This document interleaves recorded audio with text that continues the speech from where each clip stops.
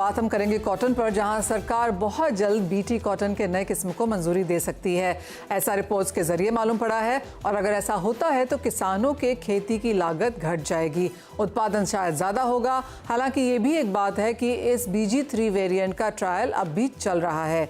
ऐसे में सवाल ये उठता है कि इस किस्म की क्या खासियत है, खेती की शुरुआत कब से हो सकती है, कितना उत्पादन होगा, इंडस्ट्री को क्या फ़ायदे होंगे और एज ऑफ नाउ कॉटन की बुआई कितनी हो चुकी है। ये सारे सवाल हम रखेंगे कॉटन एसोसिएशन ऑफ इंडिया के प्रेसिडेंट अतुल गनात्रा के सामने। वहीं हमारे साथ जुड़ रहे हैं एंजल वन के DVP प्रथमेश माल्या और SMC ग्लोबल सिक्योरिटीज की AVP वंदना भारती। आप सबका कार्यक्रम में स्वागत है। लेकिन जैसे कहा गया कि पहले कॉटन को यहाँ पर तवज्जो देंगे और यहाँ पर काफ़ी सारे सवाल उठते हुए नजर आए हैं। मिस्टर गनात्रा, सबसे पहले कॉटन की बुआई के नंबर्स, जो इनिशियल नंबर्स आए हैं वो ऑन द स्ट्रॉन्गर साइड नजर आते हैं। जो पहले आपसे बात हो रही थी, हम ये देख रहे थे कि बीज का जो अवेलेबिलिटी है कम है, बीज की जो क्वालिटी है वो यहाँ पर थोड़ी सी कमज़ोर है। इनिशियल नंबर्स हमें बहुत कुछ नहीं बताते हैं क्योंकि फाइनल नंबर्स 15-20 जुलाई के आसपास आते हैं, लेकिन जो अब तक पैटर्न है, ट्रेंड है, आप उसे कैसे रीड कर रहे हैं? जी, गुड इवनिंग मनीषा जी। अभी तक जो सोइंग के फिगर आए हैं वो बता रहे हैं कि अराउंड 60 लाख हेक्टर में कॉटन का सोइंग हुआ है, जो लास्ट ईयर सेम टाइम से ज्यादा है।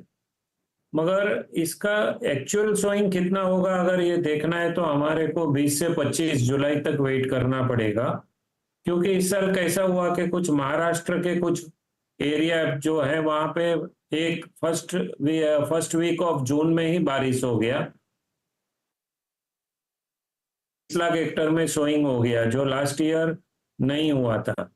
तो अगर हम 20 लाख हेक्टर का सोइंग सिर्फ महाराष्ट्र का डिफरेंस निकालेंगे तो वो लास्ट ईयर की बराबरी कर देगा। तो मराठवाड़ा में पर्टिकुलरली इस साल थोड़ा अर्ली सोइंग हुआ है और वो रिफ्लेक्ट हो रहा है।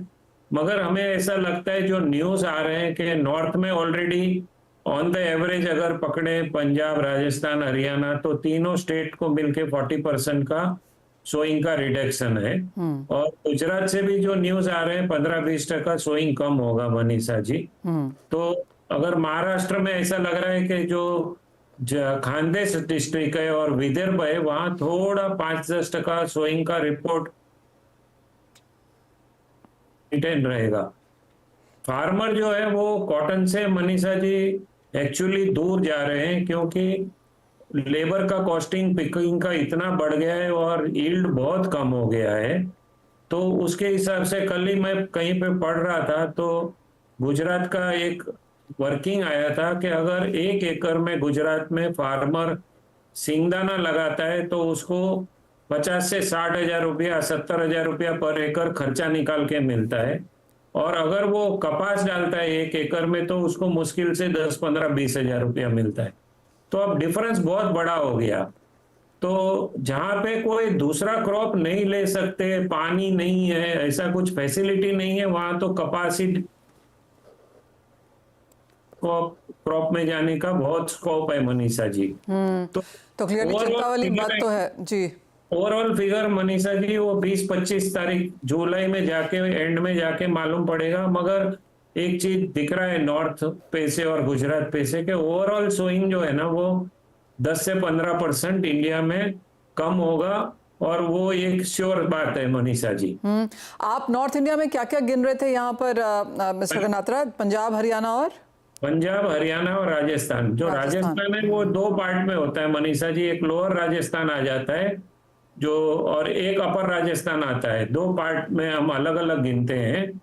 तो जो राजस्थान के फिगर आए थे वो लास्ट ईयर राजस्थान की सोइंग हुई थी करीब करीब 6 लाख के ऊपर हेक्टर में, वो इस साल 2.5-3 लाख हेक्टर में ही हुआ है अभी तक सोइंग मनीषा जी। ऑलराइट, तो क्लियरली वो थोड़े से वीक जो नंबर्स हैं वो ऊपर के प्रदेशों से आते हुए नजर आ रहे हैं। महाराष्ट्र में as of now numbers better हैं, लेकिन फोकस अब यहाँ पर BT कॉटन में शिफ्ट करते हैं। और अतुल जी, ये भी बात काफ़ी क्लियर रही है कि बीजों में टेक्नोलॉजी में बहुत समय से अपडेट नहीं हुआ है। ये एक और मसला है जो काफ़ी समय से अटका हुआ है। अगर सॉल्व हो जाता है, मुझे याद है आपने लास्ट टाइम कहा था, तो हम यहाँ पर एक बेहतर प्रोडक्टिविटी आता हुआ देख सकेंगे, बेहतर क्लाइमेट रेजिस्टेंस और जो इन्फेस्टेशन है वो भी शायद यहाँ पर कम होती हुई नजर आएगी।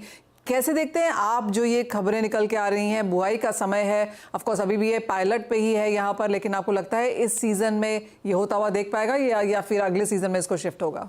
नहीं, ये कैसा है मनीषा जी, न्यूज़ हमने भी पढ़े हैं कि अप्रूवल आ गया है टेक्सटाइल मिनिस्ट्री से आया है, मगर ऐसा कोई हमारे पास अभी तक ऑफिशियल मैसेज नहीं आया है। हमने भी व्हाट्सएप में जैसे आपने मैसेज पढ़े ऐसे हमने पढ़े, मगर हमारे पास इसका ऑफिशियल फिगर या कोई ऐसा परमिशन मिल गया ऐसा कोई अभी आया नहीं है। नंबर 2, इस सीजन तो अभी बुआई खत्म होने में आई है, और ये पहले तो अगर सीड आएगा तो वो पहले ट्रायल के लिए दिया जाएगा, और वो ट्रायल में बहुत टाइम लगेगा। उसके बाद वो जाएगा स्टेट की परमिशन के लिए। जो जो स्टेट में कपास होता है, करीब करीब 11 स्टेट में कपास होता है, तो वो स्टेट गवर्नमेंट के पास जाएगा, वहां से अप्रूवल आएगा, इसका सैंपलिंग टेस्टिंग वगैरह हो जाएगा, तो उसके बाद कुछ बातें आगे बढ़ेगी। तो अब वो अगर अभी उसका अप्रूवल आ गया तो अगले साल भी ये काम आएगा कि नहीं सीड, वो भी कहना मुश्किल है मनीषा जी, क्योंकि इसमें टाइम लगता है। इसको ऐसे ही आप विदाउट टेस्टिंग किए हुए कोई भी सीड नहीं डाल सकते। फार्मर को भी गवर्नमेंट का कुछ रिस्पॉन्सिबिलिटी है कि जब वो सीड देगी तो वो 100% अप्रूव करके देगी, जिससे फार्मर को कोई धोखा ना होवे। तो वो टेस्टिंग करना पड़ेगा और उसका अप्रूवल लेना पड़ेगा मनीषा जी, वो भी एक टाइम कंज्यूमिंग जॉब है वो। हाँ जी, हाँ। जैसे आपने कहा कि वो शायद ही अगले साल भी आता हुआ नजर आएगा, तो यानी कि ये तो एक बहुत ही लॉन्ग टर्म चीज है। यहाँ पर आपसे एक इंडस्ट्री के बारे में भी सेंस लेना चाहेंगे। ऑफ कोर्स बुआई जारी है, एमएसपी बढ़ते हुए नजर आए हैं, लेकिन जिस तरह की स्थिति है, कैसे देखते हैं आप मिल्स की डिमांड, किस तरह का क्रॉप एस्टिमेट्स आप लोग एज ऑफ नाउ लगा रहे हैं? जी, हमारा जो क्रॉप का एस्टिमेशन है वो करीब करीब 318 लाख बेल्स है, और हमारा कंजम्पशन का भी फिगर सेम है, प्रोडक्शन और कंजम्पशन का फिगर सेम है। और एक्सपोर्ट 26 लाख बेल होगा, उसके सामने इंपोर्ट 16 लाख बेल होएगा। तो जो लास्ट ईयर का कैरी फॉरवर्ड क्लोजिंग स्टॉक था वो इस साल 10 लाख गांठ कम होगा, क्योंकि एक्सपोर्ट ज्यादा है।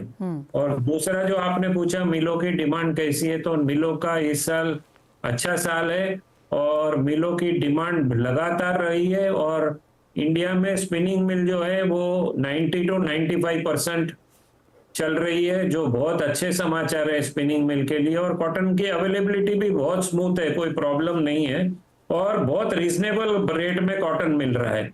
तो स्पिनिंग मिल को बहुत प्रॉफिट नहीं है, 5 रुपया, 10 रुपया, 15 रुपया किलो, डिफरेंट टाइप के ऊपर, काउंट के ऊपर प्रॉफिट मिल रहा है, मगर मिलें अच्छा कर रही है।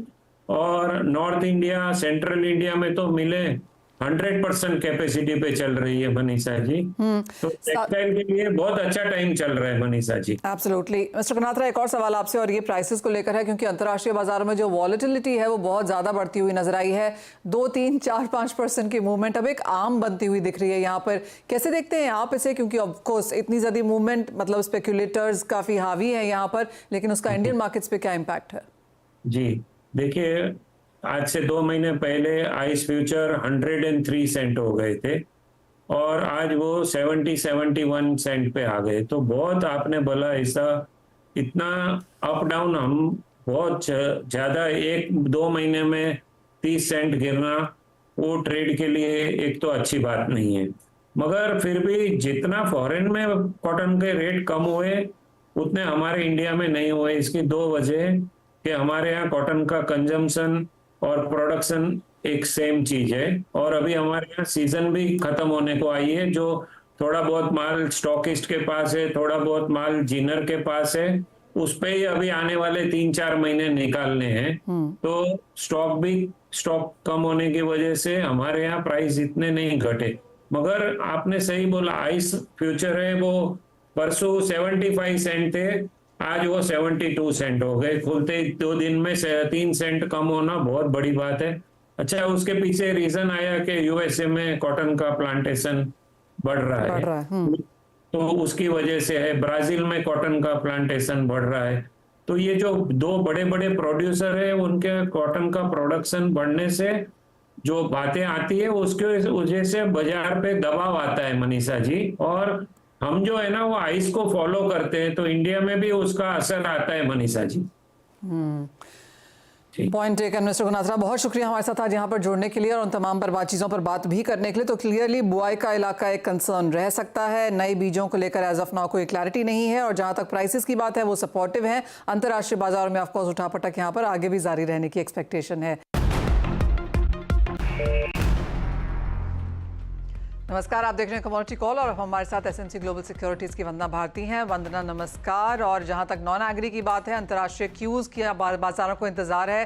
जिस तरह की एक तरफा तेजी आज हमने सोने, चांदी, मेटल्स में आते हुए देखी है, आपकी टॉप पिक यहाँ कहाँ है?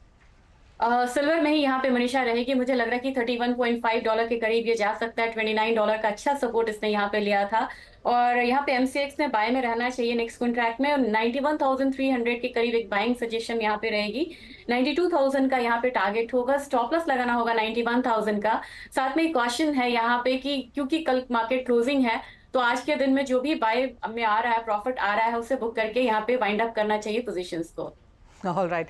साथ ही साथ यहाँ पर मेटल्स पे क्या राय है, क्योंकि कॉपर, जिंक सभी में तेजी है?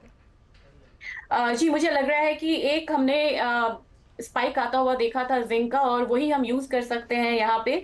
तो जिंक पे यहाँ पे बाइंग रहेगी मेरे ख्याल से। अभी 270 के करीब यहाँ पे ट्रेड हो रहा है जुलाई कॉन्ट्रैक्ट। 270 के करीब यहाँ पे बाइंग करनी चाहिए। 272 का टारगेट रखना होगा। स्टॉप लॉस यहाँ पे लगाना होगा 269 का। वेरी क्विकली वंदना, एक टॉप ट्रेडिंग स्ट्रैटेजीज एग्री में? कैस्टर मेरा फेवरेट रहेगा यहाँ पे। कैस्टर में 58.40 के करीब यहाँ पे बाइंग रिकमेंडेशन रहेगी। 59.15 का टारगेट होगा। स्टॉप लॉस यहाँ लगाना होगा 58 टन का। All right. तो खरीदारी की राय यहाँ पर अक्रॉस सेक्टर यहाँ पर वंदना की तरफ से आती हुई। बाइंग मूड में है वो आज, तो चाहे वो चांदी है, मेटल्स है या फिर कैस्टर है, खरीदारी करके काम करने की राय। लेकिन इसी के साथ एक ब्रेक का भी समय है। लौटेंगे तो लेकर आएंगे आवाज समाचार।